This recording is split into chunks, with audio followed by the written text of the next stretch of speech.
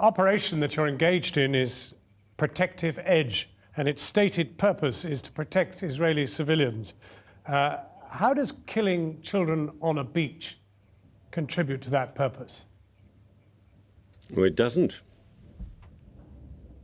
You have sophisticated ships offshore there with some of the best and most forensic sighting and visual capacity. It's pretty hard to confuse boys running around with a ball on a beach. Well, let me be clear here. The story with these 4 boys is a tragedy. You can't look at those pictures and not be moved. But let's be clear. The Israeli military does not target civilians. It does not target children. And I don't believe the person who, if it was an Israeli, who fired and killed those 4 boys knew that they were children. The number of children killed so far has reached somewhere around 50, and the vast majority of all the people who've died are civilians. We get to our second incident today, where our own correspondent witnessed yet another shell coming in from the sea and hitting 3 boys, one of whom escaped actual injury, was merely shell-shocked. The father was injured, the 2 boys were injured. More civilians, more sighting, more error. That's the nature of war. That's what you're up to, war.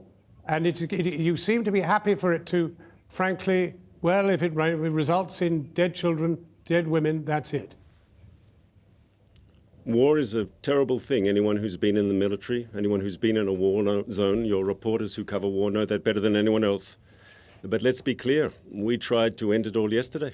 There was a ceasefire proposal on the table by the Egyptians, a proposal supported by the Arab League, not known to be particularly friendly to Israel, supported by the United Nations.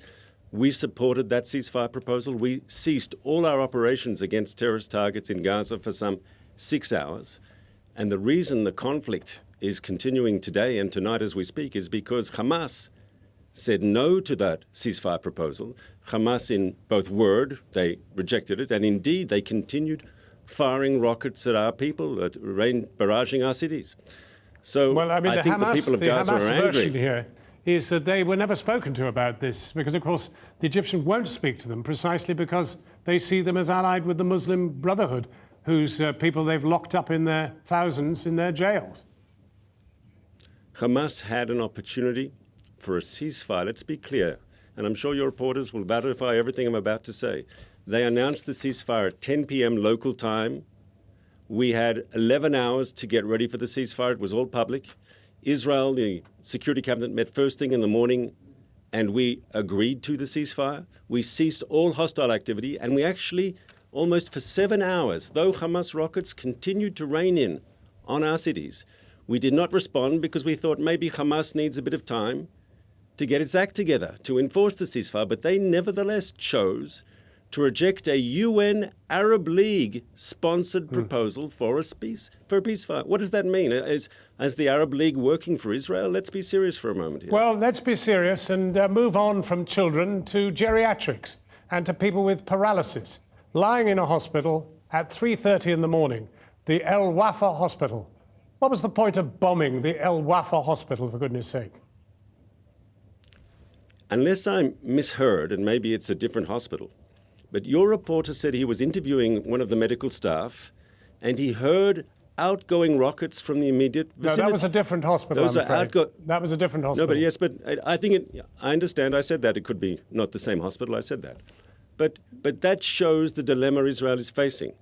Hamas is a brutal terrorist organization that has no qualms whatsoever about shooting rockets into Israel from hospitals, schools, mosques, the middle of civilian neighborhoods. We had 100 rockets today on our cities.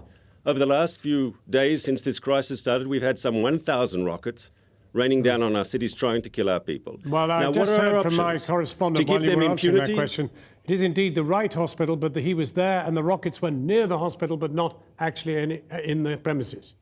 And you bombed the premises. Well, once again, hostile fire, and we were acting to try to neutralize the hostile fire. And I think the question has to be asked here of Hamas.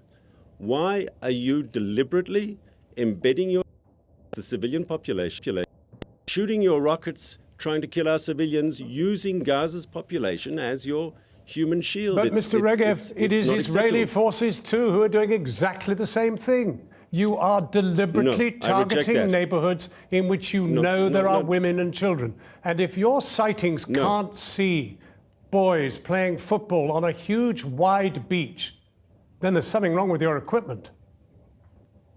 Well, let's be clear here. If you want to go back to the beach, one of the reporters, who I've read all the material that's come out, actually said he thought when he heard the explosion, it was outgoing rockets.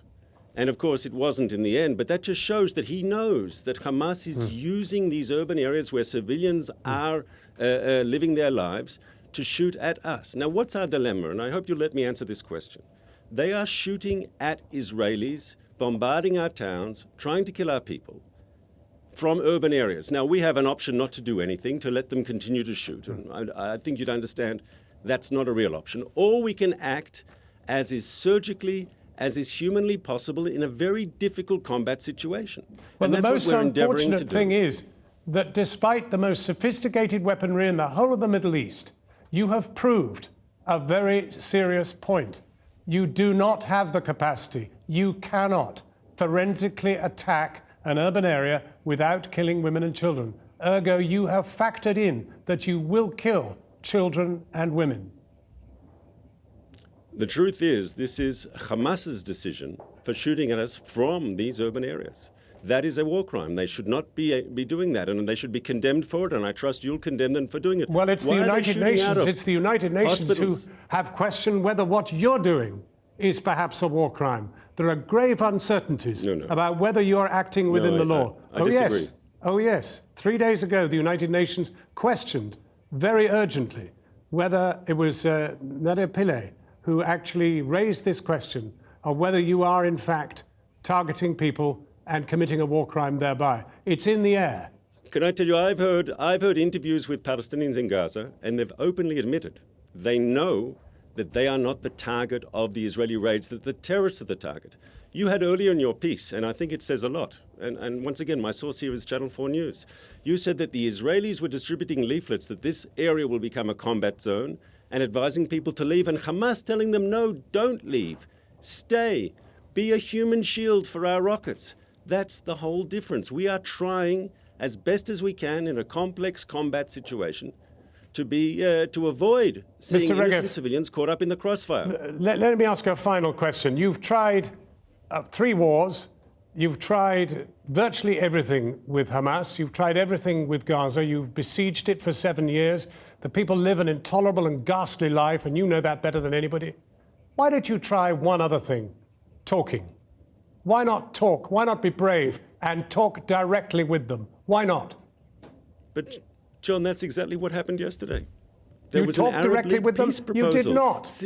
You did not speak to them. You did not speak to them, and the Egyptians, who were the negotiators, did not speak to them. That is not speaking to Hamas. Why won't you speak with Hamas First directly? of all, you haven't got the courage. I'm not sure. No, I'm not sure. That's not true. That's said. I spoke to all the relevant parties, and Mr. Regev, we're going to have I to urge leave it you to there. check that. But I'd urge you there's to the check- question in the air. Thank you very much for joining us.